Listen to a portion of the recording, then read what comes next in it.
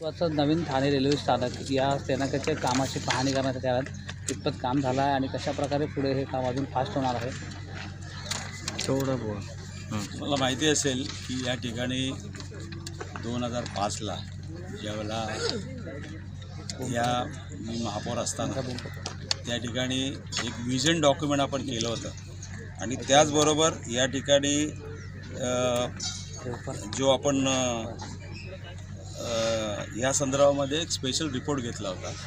त्यामध्ये या ठिकाणी स्टेशन व्हावं, जेणेकरून तुम्ही आज बघितलं असेल घोडबंदर, त्याचबरोबर इकडे वाघे स्टेट ह्या संबंध जो बघितला असेल नवीन वस्ती या ठिकाणी होते आणि तुम्ही बघितलं असेल या रेल्वे स्टेशनची कॅपॅसिटी ठाणा स्टेशनची आज तुम्ही बघितलं 7 ते 8 लाख लोक दिवसाला प्रवासी त्या ठिकाणी प्रवास करतात आणि आज तुम्ही बघितलं असेल हे रेल्वे स्टेशन झाल्यामुळे जवळजवळ 31% हे प्रवासी त्या ठिकाणी कमी होणार आहे, हे तिकडची गर्दी कमी होणार आहे। त्याचबरोबर बाजूला असलेलं मुलुंड स्टेशन या जवळ असल्याकारणाने तिथलीसुद्धा जवळजवळ 21% या ठिकाणी तिकडचीसुद्धा म्हणजे जी गर्दी या ठिकाणी होते ती कमी होणार आहे।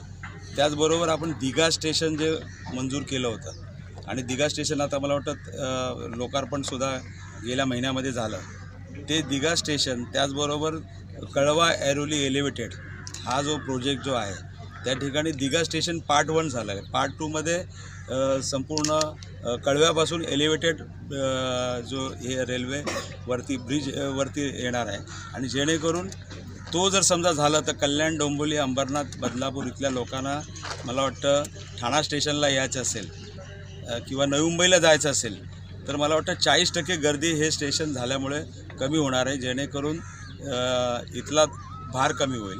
आणि त्याचबरोबर आपण अद्ययावत असं मल्टी मॉडेल हब ठाणा स्टेशन ऐतिहासिक असं स्टेशनचं जवळजवळ 1000 कोटीच्या वरती त्या ठिकाणी आपण त्याचं हे करतो आहे। मला वाटतं त्याला मंजुरीसुद्धा त्या ठिकाणी मिळालेली आहे, म्हणजे अद्ययावत एअरपोर्टसारखं स्टेशन ठाण्याचं आपण त्या ठिकाणी करतो आहे। तोसुद्धा प्रोजेक्ट रेडी झालेला आहे, त्याचं आता टेंडर प्रोसिजर सुरू झालेलं आहे, ते सुद्धा काम येत्या काही दिवसात सुरू होणार आहे। हे स्टेशन 2025ला डिसेंबरमध्ये मला वाटतं हे काम पूर्ण होणार आहे, जेणेकरून हे स्टेशन झाल्यामुळे मला वाटतं ठाणे शहरातली जी काय वाहतूक कोंडी असेल किंवा रेल्वेने जाणाऱ्या प्रवाशांना जो होणारा त्रास असेल हा कमी होणार आहे, जेणेकरून इथल्या नागरिकांना या ठिकाणी सुविधा मिळणार आहे।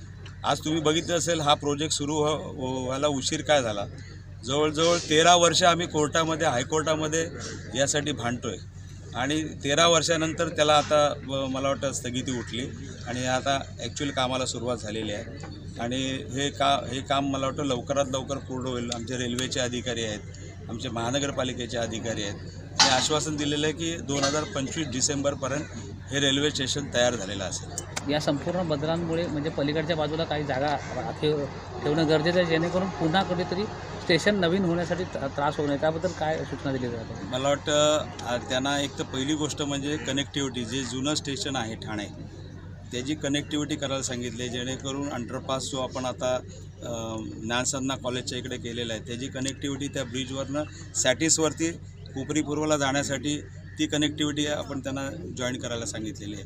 त्याचबरोबर तुम्ही बघितलं असेल आनंदनगर पलीकडे जो एरिया आहे त्या ठिकाणी जाण्यासाठी सुद्धा फुटओव्हर ब्रिज त्या ठिकाणी ठेवलेले आहेत। त्याचबरोबर सर्व्हिस रोडसुद्धा आपण त्यांना सांगितले, ती पण प्रोव्हिजन त्यांनी केलेली आहे। अशा पद्धतीने तो कनेक्टिव्हिटी करून मला वाटतं त्या कोपरी ब्रिजवरती ते इथल्या प्रवासी त्या ठिकाणी कसे जातील या दृष्टिकोनातून सर्व्हिस रोडसुद्धा आनंदनगरच्या पॅरलल रेल्वे लाईनला लागून त्या ठिकाणी होणार आहे। अशा पद्धतीने या ठिकाणी ज्या ज्या सुविधा या रेल्वे स्टेशनसाठी लागत आहेत, आता तुम्ही बघितलं असेल हा टॉवरसुद्धा आहे, तोसुद्धा शिफ्टिंग करून मला वाटतं रेल्वेने ऑलरेडी खालून अंडरपास त्या ठिकाणी हे केलेले आहे। मला वाटतं पाण्याची लाईनसुद्धा त्या ठिकाणी काही प्रमाणात जात आहेत, ते सुद्धा मला वाटतं त्याचंसुद्धा प्लॅनिंग ते करत आहेत। अशा पद्धतीने मला वाटतं रेल्वे आणि महानगरपालिका असं संयुक्त यांनी चांगलं काम या ठिकाणी चालू आहे।